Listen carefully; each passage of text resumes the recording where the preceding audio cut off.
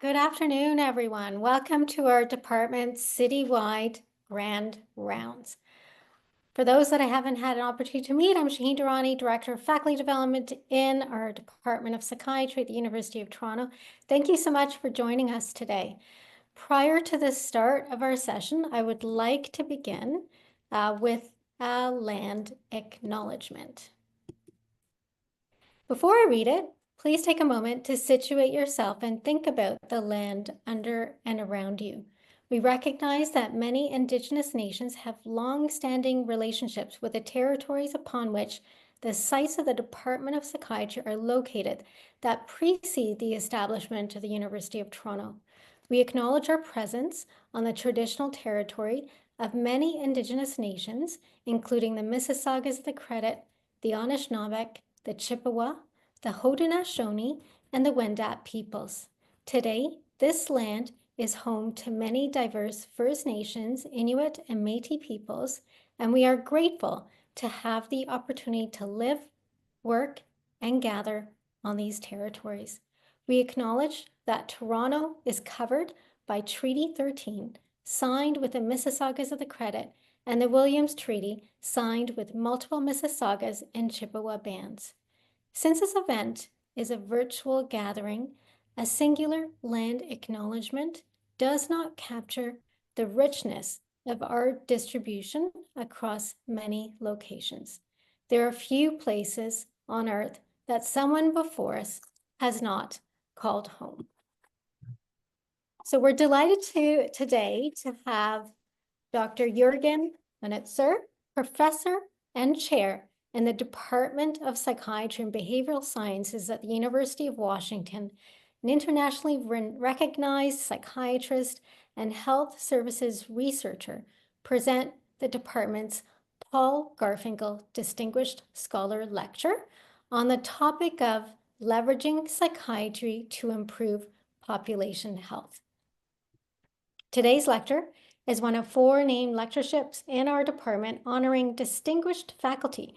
Dr. Paul Garfinkel, as we all know, had a renowned career serving as the former chair of our department, president and CEO of the Center for Addiction and Mental Health. In support of continuously improving the quality of citywide grand rounds, please complete the online evaluation that will be sent to you via a link from Eventbrite shortly after today's talk.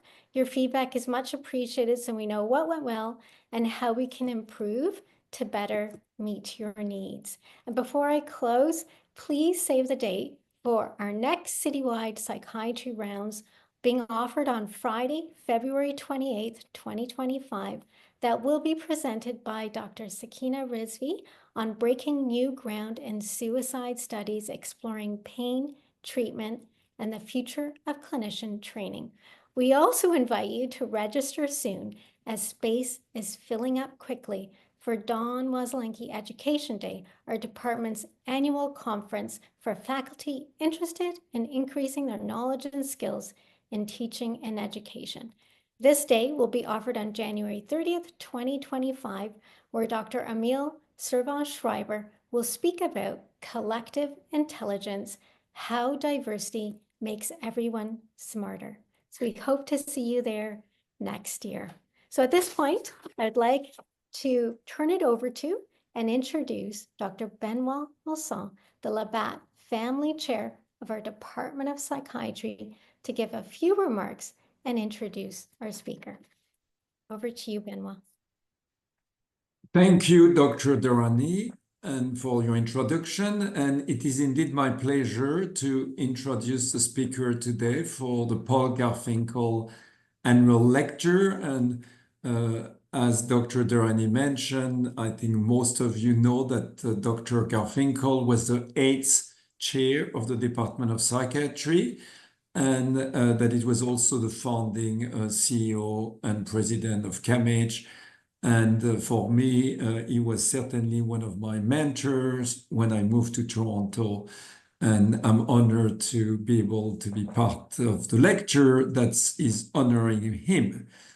For our speaker, Dr. Durrani already mentioned that Dr. Jürgen Unützer is an internationally recognized psychiatrist and health service researcher.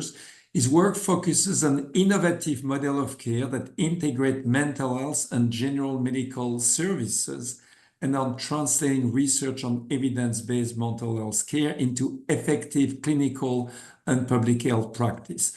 And you all know that the Paul Garfinkel lecture tried to have a QI band, a QI orientation. We certainly need to improve our model of care in Ontario and in Toronto. And so we are really looking forward for Dr. Unützer to help us with that. He has several hundred scholarly publications, is a recipient of numerous federal and foundation grants and awards for his research to improve the health and mental health of populations through a patient-centered integrated mental health approaches to services. He's also the professor and chair in the Department of Psychiatry and Behavioral Sciences at the University of Washington in Seattle, not the one in St. Louis. He also directs the Garvey Institute of Brain Health Solution at the University of Washington Medicine, and he holds adjunct appointment as professor in the School of Public Health in the Department of Health System and Population Health and Global Health. So I'm looking forward to hear his lecture, to learn, and to try to get some help to improve our health system. Dr. Unützer. Well, hello, good afternoon, everybody. Thank you so much for the nice introductions. Thank you for this invitation to speak with you today. So I'm going to talk a little bit about things that we have tried here at the University of Washington in Seattle to try to better leverage what psychiatrists can do if we want to try to not just serve the people who are in front of us in the office, but to really try to improve health more at a population level. A little bit of disclosure, Ben already mentioned. So my day job is I chair the Department of Psychiatry here at the University of Washington. I receive grant and contract funding related to this work about bringing together mental health and the rest of healthcare services. I don't do any paid work for pharmaceutical or device manufacturers. And I think that I don't have any other conflicts that's relevant to this conversation today. So I'm going to start with a little bit of background about where I come from here at the University of Washington, UW-Medicine. So we are a large academic healthcare system with a big medical school, about a $10 billion a year annual budget, 30,000 employees, 5,000 trainees here in our healthcare system. And I think the thing that makes us unique here in the US is that we are the only academic department of psychiatry for a 5-state region here in the Pacific Northwest that covers about 27% of the landmass of the continental United States. And so as a result, we have a pretty big department. There's about 1,350 of us. We, as I said, we don't just serve our local region. We really serve this very large region here in the Pacific Northwest, which includes the state of Alaska. So the challenge that we are tackling, and it's the challenge we all have, is mental health and addiction problems are driving an enormous amount of all health-related disability, 25%, some of the most recent estimates. And that's 5 times more disability caused by mental illness and substance use than by things like diabetes or heart disease, 15 times more than disability caused by things like cancer. Tremendously expensive, huge impact. You all know this. You could give this part of the talk, and also a very large health disparity in terms of reduced life expectancy. So this is a challenge that is not a rare challenge. I think over the 30 years that I've been in this business, people have increasingly come to grips with the fact that this is an enormous problem and that we're pretty under-resourced in terms of how we take that on. So I'm going to do a little bit of clinical epidemiology here. So just to kind of give people a sense of another way of looking at the size of this problem. So if on this slide, all those little people on this slide, if these are all the people who live in any kind of a geographic region with a diagnosable mental health disorder, so maybe all the people in Toronto, maybe all the people in Ontario, maybe all the people in the United States who are living today with a diagnosable mental health disorder, how many of them will see a psychiatrist sometime in the next 12 months? And the answer is about 10 to 12%. This is a little sobering for me because, we have a very large department of psychiatry, and I have to share this with our faculty every so often. And I say, of all the people who have a mental illness in our region, you're seeing 1 out of 10 of them. And now you might say, okay, there's a lot more to mental health care than psychiatry. There is psychologists, there is clinical social workers, there's all manner of psychotherapists. People could go to see a pastoral counselor for their mental health problem. And if we take a very, very broad definition, anybody who's had any kind of formal training to help somebody with a mental illness or an addiction problem, what's the likelihood that somebody who has that problem today is going to see a professional who has any kind of training in mental health sometime in the next 12 months? And the answer is it's a little bit better, 20%, 1 out of 5. 40% of people will get some kind of mental health treatment in the primary care sector, and I will come back to that. So I'm a glasses half full kind of person. So to me, this is a tremendous opportunity to say, 40% of people are getting help from a primary care doctor. It may not be the best help they could get, but is there a way we could partner with our colleagues in primary care to do better? And then the glass is half empty because 6 out of 10 people living with a diagnosable mental health or addiction problem today will get absolutely no formal mental health care whatsoever in the next 12 months. So we have a long way to go. In terms of the US, we have huge challenges with access to care. Of the psychiatrists who are in practice, about 50% of them don't accept health insurance, so really are a fairly small cash-only business. That helps a tiny slice of our population. And even if people do accept insurance, it can take a long time, maybe about a month, to get an appointment with a psychiatrist. And our colleagues in primary care are very well aware of this. They complain about this. About 2/3 of primary care providers, when they're surveyed, say our access to mental health care for our patients is really, really terrible. So a couple years ago, we did an interesting experiment in our research group over a lunchtime. We said, what are we teaching psychiatrists? How do we teach them to work? How do we teach them? And when I was in training, we were learning something called a 50-minute hour. So what is a 50-minute hour? So the idea is you meet a patient, you try to make a nice, engage, make a nice relationship, build some trust, do a good, diagnostic interview, maybe start getting started on a treatment plan. And you try to wrap all of that up in about 50 minutes, because then you might need a couple minutes to go to the restroom, to get a cup of coffee, maybe to write a chart note, and then you do another one.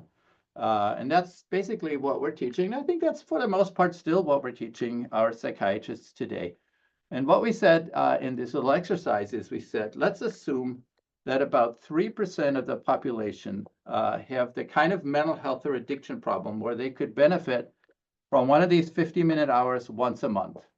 That's a fairly conservative assumption given what we know about the prevalence of mental health and addiction problem. And we said if we take all of the psychiatrists who are licensed to practice in the United States, about 40,000, and we take that 3% of the population and we say how many people will actually get one of these 50-minute hours if everybody's seeing patients all the time. And it turns out if you're living in an urban part of the United States, we have about 6 minutes a month for you. If you're living in a rural part of the United States, and much of the area that we serve here in the Pacific Northwest is rural, we have about 1.5 minutes for you. And if you were in India, we'd have about 12 seconds. And if you're in some parts of Africa, we'd have about 3 seconds a month for you. So that 50-minute hour, I'm not knocking it. I think it's a really important skill. a foundational skill that we should all learn as psychiatrists, but it does not scale when it comes to trying to reach the population of people who could benefit from psychiatry. So that's another way to think about the challenge we have in front of us. So there's lots of good data. There is in the United States, we have things called mental health care professional shortage areas. This is a federal designation, which basically says there aren't enough mental health professionals to serve the population in need. And there isn't a single state in the US that does not have significant shortages of mental health professionals. In the state of Washington, that's the slide on the right here, the picture on the right, we have 39 geographic regions. They're called counties here, and only about half of them have even just one psychiatrist. Many of them have not a single psychiatrist, a psychologist, or a social worker. So really nobody with any kind of training in mental health care. So all I've done so far is take the first 10 minutes to familiarize you with a whole bunch of challenges we have. So let me try to switch gears a little bit and think about, what is it that we could do to try to close some of these gaps? So I think a couple of things, and I'll give some examples of each of these strategies as we go on here. The first one is, yes, I think we should commit to training, but also to retaining more people to work in mental health professions. The retention is not such a big problem for psychiatrists, but it's a huge problem for people with a master's level training. But we're never probably going to train quite enough psychiatrists or other mental health professionals. So the other thing we need to think about is there a way we could use our time better? How do we leverage what we have learned as psychiatrists to help more people in need? And there are a couple of strategies. We could use technology. So we've all learned over the last couple of years about telehealth, telemental health. And I think there are some interesting ways of, improving access, especially in rural areas, but it doesn't multiply the number of 50-minute hours we can sell. It helps us redistribute them, And the other thing we can do is we can think about what about all those folks who are not coming to see a psychiatrist, but they're in primary care getting some mental health care. They're in schools, if they're children or young adult or youth, they might be in schools. What is it that we could do as psychiatrists to partner with our colleagues who are caring for people? And then finally, I think one strategy to give more thought to is, can we work a little bit further upstream? So I think in psychiatry, we often wait for a long, long time until somebody is quite ill, have the equivalence of a stage 4 cancer, before we really do a big intervention. And so the question for me is there something we could have done further upstream? And so in our department, I'll give an example of that a little bit later. We've invested in the notion of very early interventions. So we have built a pretty sizable program focused on perinatal mental health. So caring for somebody even during the time of pregnancy, before you're even born, already thinking about your mental health. So those are a couple of the strategies that we've explored here. I'll give a few examples of each of those in terms of how we could leverage ourselves. So let's start with training, training more psychiatrists, more psychologists, more mental health professionals. This is data from our state here in Washington, and it's probably a little bit different where you are, but the basic concept is it takes a long time to train a psychiatrist or doctoral level psychologists, 12, 14, 16 years. Some of us, went to school forever until we actually saw our first patient. And that's not going to change things very, very quickly. The one thing we've started to do about that here in our state, we took a good look a couple of years ago at, undergraduate students, so college students here at the University of Washington and in other public universities in our state. And the number one undergraduate major is psychology. And when you look at what those students are learning, they're learning all kinds of interesting classes about normal psychology and abnormal psychology and developmental psychology, but they have no exposure to anything real clinical. And so we said, these are smart people. Do we really have to wait until they've had 4 years of graduate school before they could see a patient. And so we started a program where we taught evidence-based psychotherapy skills to people in the undergraduate years, and they can learn things like cognitive behavioral therapy or interpersonal therapy quite well. And we've now developed a 4-year credential called the Behavioral Health Support Specialist that our state recognizes, that allows somebody with an undergraduate degree to practice psychotherapy under supervision of a more trained person. And I think that does 2 things. First of all, does a couple things. First of all, the students really love it because it gives them a set of skills that are marketable that they can actually use after they leave college, and it drives a lot of them to get eventually more graduate training. But it creates a really good pipeline for people to go into the mental health field. And the other thing it has done is it really has helped with increasing the diversity of the behavioral health professionals that we are training, because many of these students come from backgrounds that traditionally have not gone on to get doctoral level training. And I think that's been a really interesting experience. So the notion here is to say, maybe what we need to do is not just train a few more psychiatrists, but how do we think about the mental health workforce more broadly? We have traditionally focused on training independent practitioners, psychiatrists, psychiatric nurse practitioners, physician assistants who can prescribe psychiatric medications. We've trained psychologists.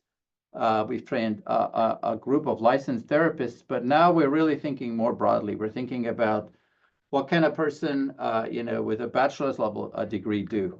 What can a trained peer do? What could we teach family members and caregivers? We discharge loads of people from our hospitals, and we've given them good care. And often the family, when they come and pick the patient up, they say to me, "You did good care for my loved one, but you didn't teach me anything. What do I do when I get home?" And the person wants to argue with me over their delusions. And so we're actually starting to think much more seriously about, what is it that we could do if we try to upskill not just ourselves, but many other people who have a chance to help a person. In terms of partners, we are thinking now about how do we partner with primary care providers, with people who work in schools, with people who work in law enforcement, with a whole group of social services providers. So we're really sort of seriously exploring and systematically exploring, what do other professionals know about working with somebody who's got a mental illness or an addiction problem, and what is it that we could do either to help them know more or to have their back when they're encountering somebody like that in their work. How is it that we could partner with someone like that? So one of the examples of doing this is this notion of collaborative care, and I think in some parts of Canada you call this shared care.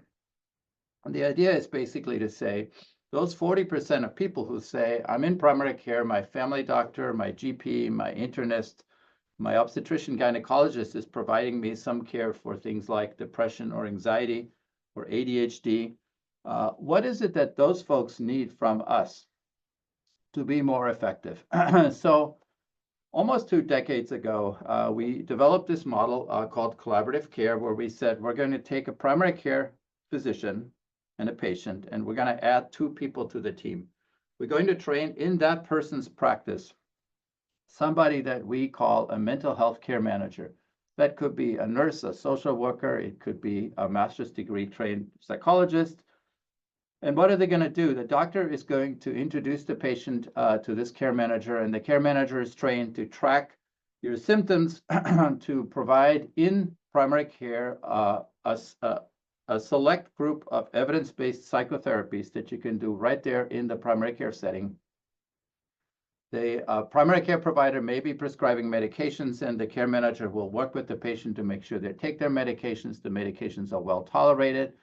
We're going to track all those patients on an electronic tracking tool, and we have a psychiatric consultant, a psychiatrist who's assigned to this team and who doesn't see all the patients. But what they do is every week they meet with that care manager. They go over every single patient that's being treated in that primary care practice. And the people who are not improving clinically, that's where they're making recommendations to change the treatment. Occasionally, I might say, I don't really know, maybe we're missing something here, maybe the diagnosis isn't quite right. And I could just do a telehealth evaluation of that patient. And it might not be a 50-minute hour. It might just take me 15 minutes to sort of sort out, is this unipolar depression? Is this bipolar depression? Is there a substance use problem that we're missing? Something that we just haven't quite got right yet. So that's the concept. So it's really supporting the primary care team to do good treatment for common mental health problems. And how well does this work? There's over 90-some studies that have actually studied this concept over the last decade or so. This was one of the largest studies that we did, published in JAMA over 20 years ago now, where we randomly assigned about 2,000 people who had major depression to getting usual primary care or to get this kind of collaborative care. And what we found is we more than doubled in every one of the places where we tried this. We tried this in 5 US states. We more than doubled the likelihood that people got better from their depression a year out than when they were getting usual care, which mostly meant an antidepressant prescription from their primary care doctor. So this worked well. And the other thing we learned, and that took us a couple of years, is this actually turned out to be incredibly cost effective. So when we followed the people in the study 4 years later, what we found is that for every dollar we spent on this collaborative care intervention, we saw $6.50 in reduction in total healthcare spending over the next 4 years. And this was interesting because this is a study, a smaller study, a follow-up study that we published. It got picked up in the Wall Street Journal. The Wall Street Journal wrote an article about this, and that got me more attention than anything I've ever published in the New England Journal of Medicine or JAMA or Lancet or any other great medical journal. So my advice is, if you want to get attention, at least in the US, try to see if you can get the Wall Street Journal to write about your work. So this was a very successful intervention. We learned a bunch of other things. Not only did people feel like they were less depressed, we had less physical pain, less functional interference, we have better quality of life. Patients like this collaborative care interventions, the primary care providers like that kind of support. It was a very, very successful way of helping people. And one of the things we did is, after we finished the study, we said, what about this idea of going further upstream? So we had a really wonderful opportunity partnering with the public health system here in our county, in King County, which is the county around Seattle. And we worked in 14 community health clinics that served a large group of pregnant and parenting young women. Many of them were low-income mothers who had depression. About 34% of the patients that we enrolled in this study had thoughts of suicide at the time that we enrolled them in the study. So this was not a group of worried well people. This was a group of pretty distressed people. And we offered them this kind of collaborative care intervention in one of these 14 community health clinics. And this was not a randomized control trial, but we did a good before and after trial where we tracked a number of these young mothers getting care in this clinic before we implemented this intervention. And what you see here is a survival analysis. And so the blue line were the people before. And what we found out is, on average, it took about 60-some weeks until half of the mothers in these clinics had a significant improvement in their depression. And after we implemented this collaborative care program, we shifted that curve way over to the left. So now we reduced the time that it took for half of the women in care to have a significant improvement in their depression to about 10 weeks. So it makes a huge difference if you're going to be pregnant and if you're going to be depressed for over a year, or if we can find a way to try to help you where you're feeling much better after about 8 or 10 weeks. The Mayo Clinic did their own study of this. They were not part of the original research. They sort of said, look, we have good care here with the Mayo Clinic. They published a study where they said, in fact, when they implemented collaborative care in their primary care clinics, they found that they were able to reduce the time until they could document a remission of depression from about 600 days to about 86 days. So this looks like it can be a very effective approach if you implement it well. Since then, we've been asked, what about depression? Depression, okay, most people in primary care now can handle the average case of depression, but there are people in primary care who have much more significant mental health problems. What about things like bipolar disorder or people who have post-traumatic stress disorder? So a couple of years ago, my colleague John Fortney and I had an opportunity to do a large trial of collaborative care focused on a population like this. This was a study funded by PCORI. And what we tested is we compared two models of care. The first one was a collaborative care model, just like what I just described to you. So primary care with a primary care doctor and a behavioral health care manager and a psychiatrist supporting the team. The one difference we made there is we said that telepsychiatrist should see every one of the patients at least once, because getting the diagnosis of bipolar disorder right is probably pretty important. So, but other than that, it was a pretty much straight up collaborative care model. All the care happened in primary care. And what we compared it to is a specialty care model where the primary care doctor refers their patient to a psychiatrist and a psychologist. The difference here is all of the specialty care was delivered by university-trained psychiatrists and psychologists by telehealth, because we were doing this study in a very big rural area. But other than that, it was just traditional specialty referral care. So we compared collaborative care and referral care for people with bipolar disorder and or PTSD. We worked with colleagues at the University of Washington, the University of Arkansas, the University of Michigan, a whole host of clinics that participated in this trial with us. And we ultimately randomly assigned 1,000 patients who had bipolar disorder and or PTSD to either getting the collaborative care approach or to getting specialty care by telepsychiatry.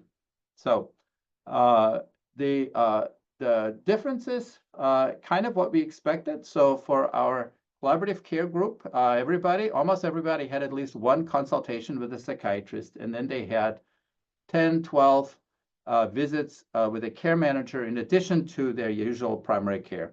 On the specialty care side, what we saw is a couple of visits with a psychiatrist, a couple of visits with a psychologist. The psychologists were trained in evidence-based psychotherapy. The psychiatrists mostly focused on medication management for bipolar disorder, PTSD, and any other conditions, comorbid conditions that the patients had. And then when we look at the outcomes, what we saw is our primary outcome was the mental health functioning component summary scale of the SF-12. So it's a measure of your overall mental health functioning. And what we saw is, first of all, at the baseline, this is a scale that's normed at 50. So 50 is a population norm. So the patients we enrolled in this trial were very, very ill. They had, at the baseline, a functioning score just above 20, which is 3 standard deviations below a population health norm. And then what we saw is over the next 12 months, we saw significant improvements in their mental health functioning in both groups, both the telehealth group and the collaborative care group. Really not any significant differences, but big improvements in both conditions. Similarly, we looked at symptom severity. We looked at, for example, the severity of patients' PTSD symptoms, and we saw really significant reductions in both groups in PTSD symptomatology. And we looked at, for example, for the patients with bipolar disorder, how much of their time was spent in a euthymic state, so not depressed, not manic, and we saw significant improvements in that. And again, not much difference in either of the groups. And then finally, we looked at patient-reported medication side effects. And this was kind of interesting because in most of the medication trials, what you see is the patient has some side effects as they start on treatment. What we saw here is this is a group of patients who many of them were already taking a number of psychiatric medications as they came into the study. So they were having a pretty high burden of medication side effects. And actually what we saw is we actually reduced that side effect burden as we tried to improve people's care. So at 12 months, we had a lower burden of medication-related side effects than we had at the study baseline. And again, really no differences in the two groups. So I think what we took away from this is two things. One of them, we said this approach actually works. even for people who have more severe mental illness, so not just depression. We could do this for people who have bipolar disorder and or PTSD. And as long as you give good care, and that could be done either by specialty care administered through telehealth or by collaborative care, where most of the prescribing is done in primary care, but we have good support from a care manager and a psychiatric consultant, we can get pretty good outcomes. The final thing I'll present in terms of research studies is, we looked at the data from all of this collaborative care work, and we said, look, it's good. We can get about 50–60% of people who are living with serious mental illness, diagnosable mental illnesses, have significant improvements, but that still leaves about 40 or 50% who are not getting all that much better. And what else could we try to do?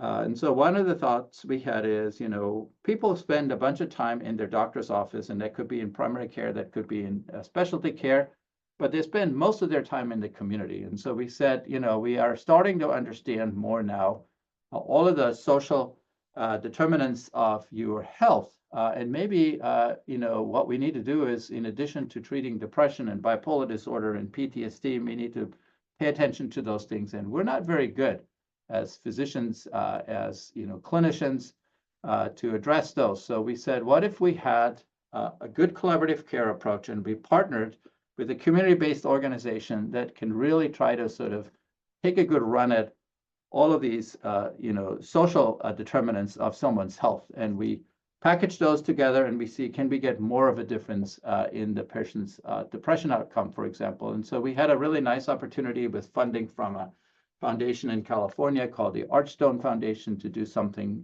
called the Care Partner Study. And so the idea there, the innovation was, we took the standard collaborative care model with a primary care doctor, a patient, a care manager, and a psychiatric consultant. And the innovation there is, we said, we have a team in primary care doing the work with the patient, but we're going to partner that team with somebody in a community-based organization that is addressing some of these social needs that the patient has. And so we said, what might they do in the community? They could help us with things like screening and diagnosis and educating the patient and making sure they don't have barriers to taking their medication. Maybe they could even do brief psychotherapy out in the community, maybe even in the patient's home. And maybe they can address other social needs. So in this study, we took 780 depressed older adults. These are people who were 65 years and older, and they met criteria for major depression. You can see here the distribution on the ages, including a pretty good sample. 20% of these patients were 80 years and older. A pretty good patient demographic mix. This was a study we did in 8 regions in California, so a large Latino population, but overall a pretty diverse patient population. And we offered them this kind of a partnered care, where they were getting collaborative care in primary care, and they were getting services from a community-based organization that was partnering with their primary care clinic. And what we found is that patients like this. Patients, for the most part, use this. On average, we had 10 contacts with the patient, and 89% completed the follow-up. At least 75% had 3 or more contacts with somebody who was working for one of these community-based organizations. The majority had at least 1 psychiatric consults, and so people engaged pretty well, both with the primary care aspect, but also with the community-based aspect of this intervention. One of the things that happened to us right in the middle of this study, we were doing this right during the pandemic. We started it before the pandemic hit, and all of a sudden, all that community-based work became much, much harder to do, because older adults were basically in their homes afraid of letting anybody in. All these community-based organizations who were used to doing things like home visits, that became much more challenging. And so we learned a ton during this period, trying to adapt this intervention to help these older adults, many of whom were socially quite isolated, especially during the pandemic period. And so we made some adjustments in how we did this community-based work. We did a lot of work on the telephone. We did a lot of work on trying to maintain contact and help these older patients to maintain contact. And when we looked at the clinical outcomes, what we found is that we had enrolled a group of older adults who had moderate to severe depression. The mean PHQ-9 depression score at baseline was 15. But what we also found is that after 10 weeks in care, 70% of these patients had a significant improvement in their depressive symptoms. And the overall degree of improvement was about a 7.5-point reduction in people's PHQ-9 depression score. And that is significantly better than what we had seen in our earlier collaborative care trials, where we had gotten about 50% of people to have a significant improvement. So I do believe that if you do this, in a smart, systematic way, where you can partner what you can do in a community-based setting with what we can do in primary care with support from a good psychiatrist, we can get a pretty strong intervention. So I presented a bunch of research. I'm going to switch gears a little bit. I'm going to talk a little bit about how we apply some of that research in our own region here. And the first thing we did is we said, look, this keeps working well in research studies. We could write more grants, we could do more studies, we could try it for different populations, but maybe we should actually offer this to patients in our actual healthcare system. So over the last 20 years, we have we operate about 20 primary care clinics as part of our academic healthcare system here in the Puget Sound region, the region around Seattle. And we've implemented this kind of collaborative care. Every one of our primary care clinics affiliated with UW-Medicine now has what we call a behavioral health integration program, which is essentially a collaborative care team with a care manager and a psychiatric consultant assigned to each of these clinics. And we also had a wonderful opportunity to partner with a managed Medicaid plan in our state. And that plan supports a network of over 100 small, often very rural and very small primary care clinics all the way throughout our state. And we put a collaborative care team with telepsychiatry support from a psychiatrist here at the university into every one of these 100 primary care clinics. And we served over 50,000 clients in about a 2-year period.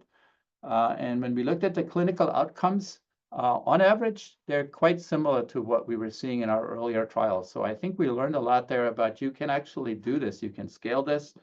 And if you pay attention to making sure that the people who are not improving are getting a consultation and getting their treatments changed, you can get very similar outcomes on a pretty large population or geographic scale. So when I talk to the psychiatrists here in our department, the people we're training to do this work, not everybody loves this way of practicing, but many of our colleagues, really enjoy that. And what they say to me is one of two things. Some of them are saying, look, this is really neat because I help so many more people than I could see in a half a day of office practice. If I spend a half a day working with a team like this in a primary care clinic, I can help a whole population of patients. And it's really neat to see that, if I see 3 or 4 more people in clinic that afternoon, I've helped those 3 or 4 people. The other thing they say is sometimes I can help more because it's not just myself.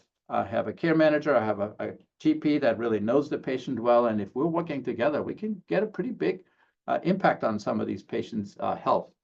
The second thing I hear from my colleagues who are doing this work is they really enjoy the teaching aspect of this. Because what they're saying is when I give a consultation to a PCP on a patient like this, what they're doing is they're learning. And what I'm saying to them is not just benefiting that patient that we're talking about, but they might be using that knowledge, that skill that they've learned with the next 10 patients. So it's a really neat way of leveraging yourself, of having an impact, of teaching, of sharing what we know.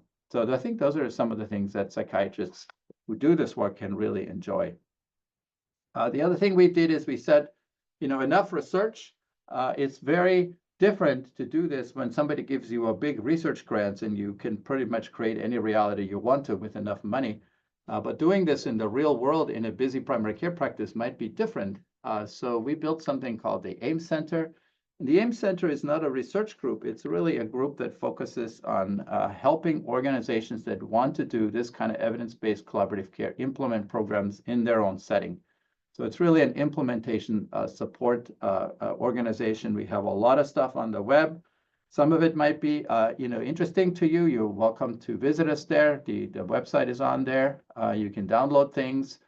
And we've written a little book about how do you practice in this kind of integrated care way. It's a little different than just the traditional referral and consultation model. So what the psychiatrist does is really quite different than what we do when we practice on our own. So we talk about that. We've trained collaborative care teams all throughout our state here to do this.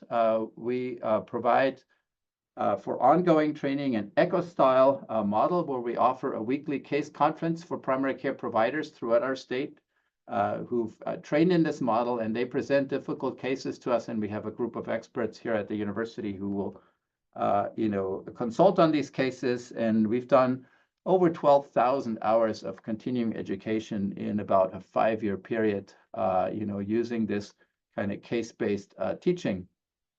A couple of years ago, we did a partnership with the American Psychiatric Association and our Center for Medicare and Medicaid Services, and they funded us to train about 3,500 psychiatrists to provide this kind of evidence-based collaborative care consultation. And there are some psychiatrists trained in every one of the states in the US in this model of care. And then a little bit closer to home, we have worked with our own state, which has pretty significant access to care and other kind of challenges. And a couple of years ago, our governor, Jay Inslee, announced a huge investment in state resources to try to improve access in our mental health care system. And as a university, we partnered with them really doing 3 things. The first one is we said, let's double down on workforce development. So we grew our psychiatry residency program. We now have over 100 residents training in psychiatry. We have the largest US-based psychiatry residency program here. We grew our child psychiatry program. We built a residency program for nurse practitioners and physician assistants. And we built this program that I already mentioned to you that trains people at the bachelor's degree at the undergraduate level. The other thing that the governor challenged me with, he said, you have all these smart psychiatrists at the university, but they're just at the university. They're not helping anybody. I said, could I have a thing where anybody who's taking care of anybody, of any patient in the state of Washington who has a mental health or addiction problem could pick up a phone 365 days a year, 24/7, and talk to one of your psychiatrists and get advice on what to do? And I said, whoa, wait. If I bring that idea back to my department, people are going to think I'm nuts, but that's exactly what we did. So we built a 24/7 consultation program where 24/7, even in the middle of the night, somebody in an emergency department, somebody in pretty much anywhere, taking care of somebody who has a mental health problem can pick up the phone and talk directly with one of our psychiatrists and say, here's what I have. And we don't see the patient, we don't provide the care, but we give a really good consultation. And we started that a couple of years ago. And then finally, we said, if we want to do more training, we need to develop a facility that's not just a good clinical facility, but really a facility that's designed to care for patients and to do training, and training a wide range of different healthcare professionals. So we got $250 million to build a new hospital, a new center for behavioral health and learning. So, and we just opened that in 2024.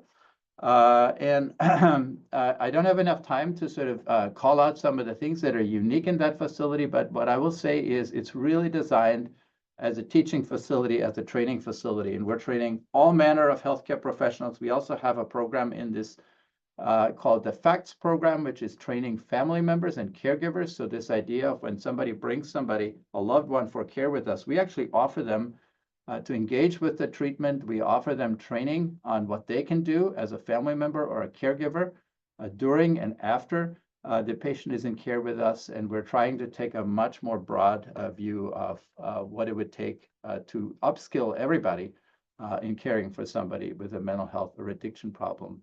We have in that new building a wonderful center for neuromodulation.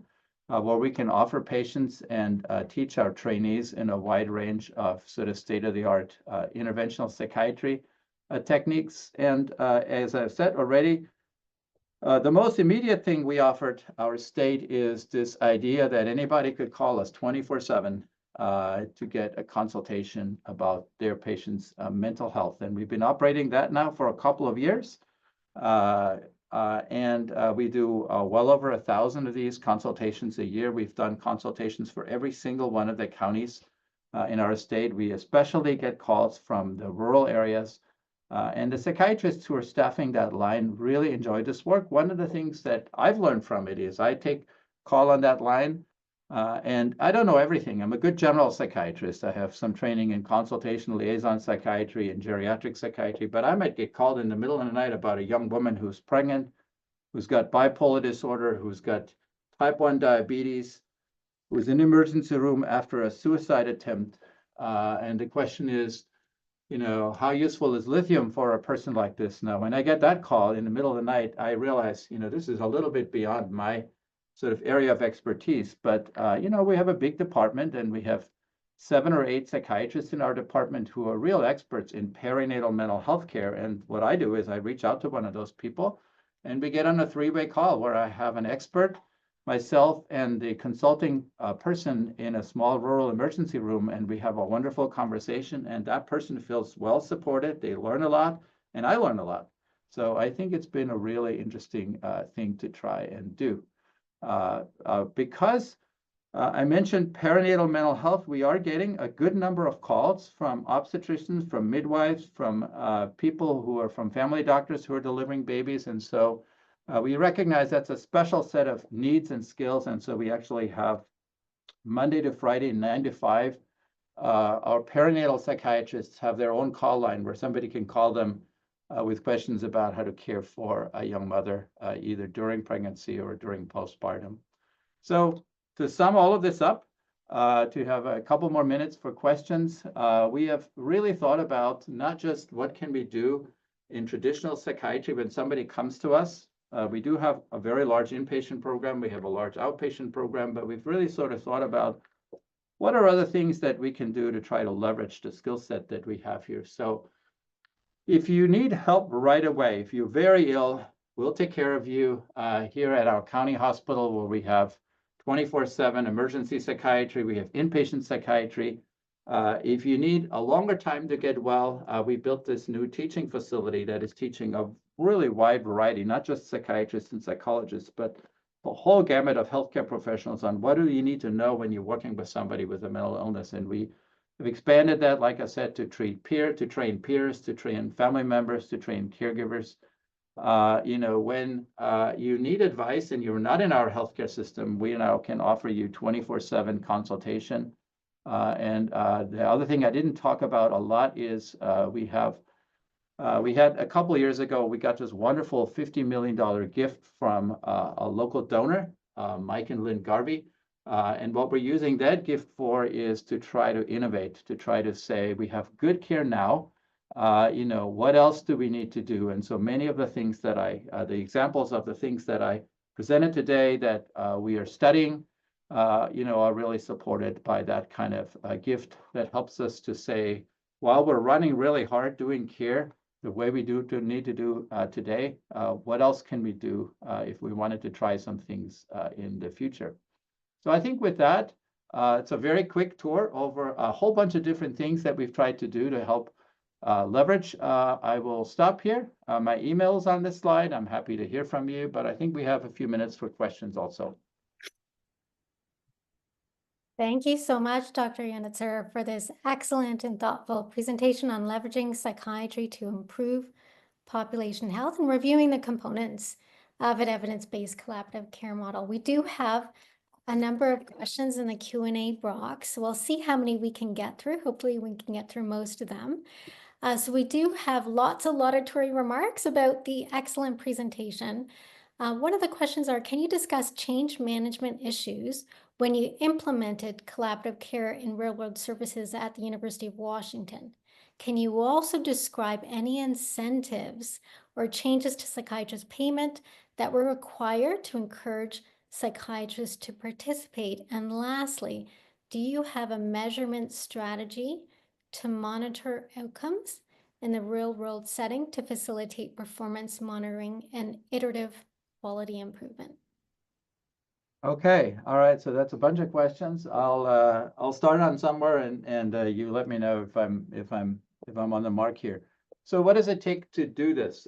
So in a research study, you get a big grant, you get someone else's money, and then you pay people to work differently. And that, if you have enough money, you can create virtually any reality you want to. But what about when that money goes away and when you're in a real world practice setting, you know, how do you make people want to make change? So that's a huge challenge. That's a real challenge. There's a whole field of research now called implementation science that's trying to figure that out.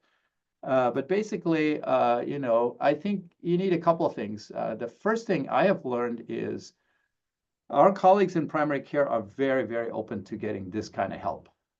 You know, basically, as long as you don't do something that even makes their lives even more complicated, as long as you really are helping them and making their day go better, they're very happy.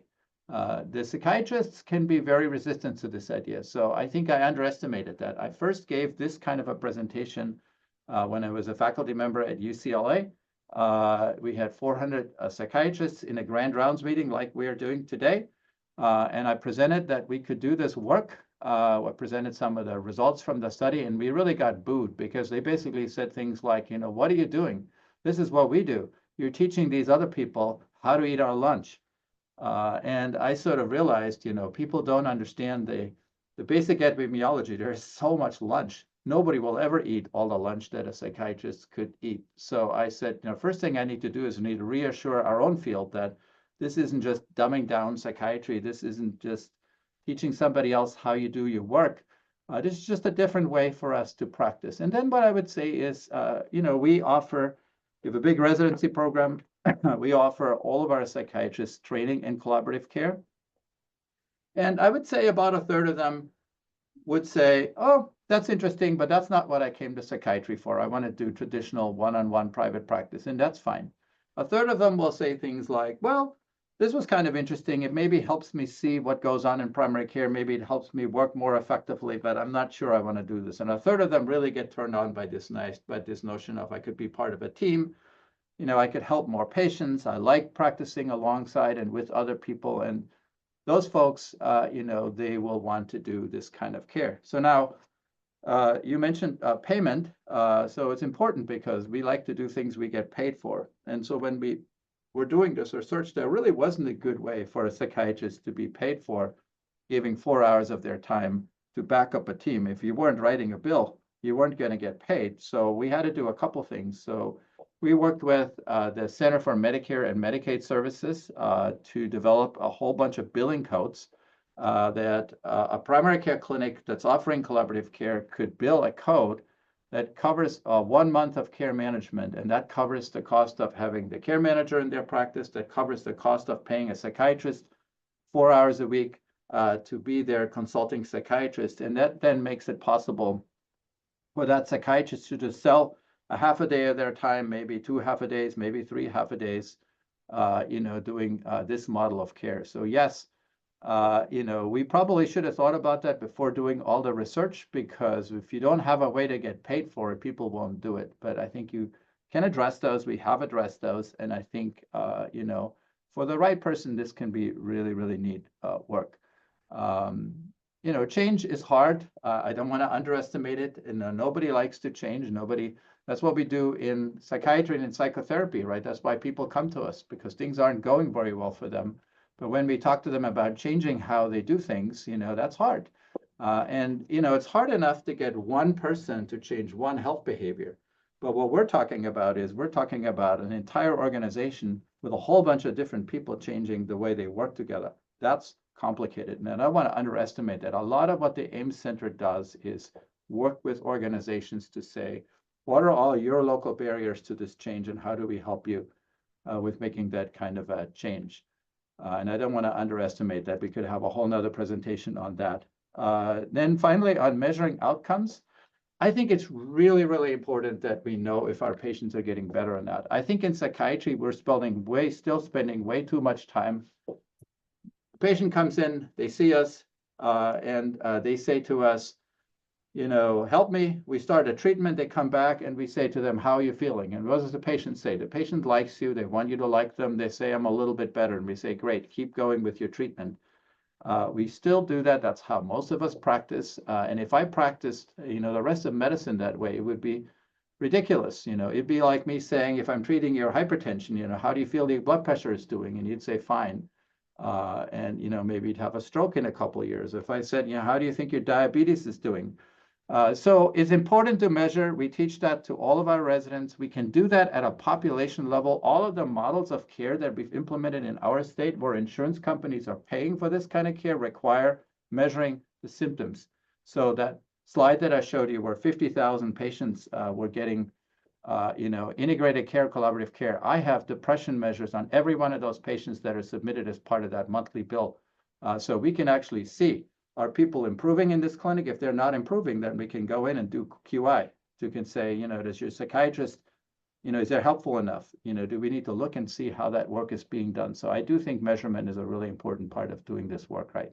So I'll stop here. I think Ben wants to say something. He's got his hand up. Yes, I think Benoit has a question or comment. No, well, I have a lot of questions, but it's 1 p.m. and my hand is raised by error, Shine. Unfortunately, there are a lot of questions, but we'll have to finish.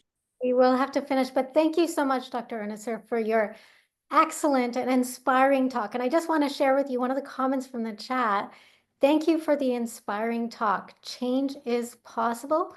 We need more leaders like you and your colleagues.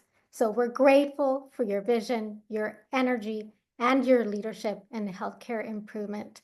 So thank you so much for joining us today, and thank you for our support to our support team, Anne-Marie and Matt, for their help in the background for today's rounds.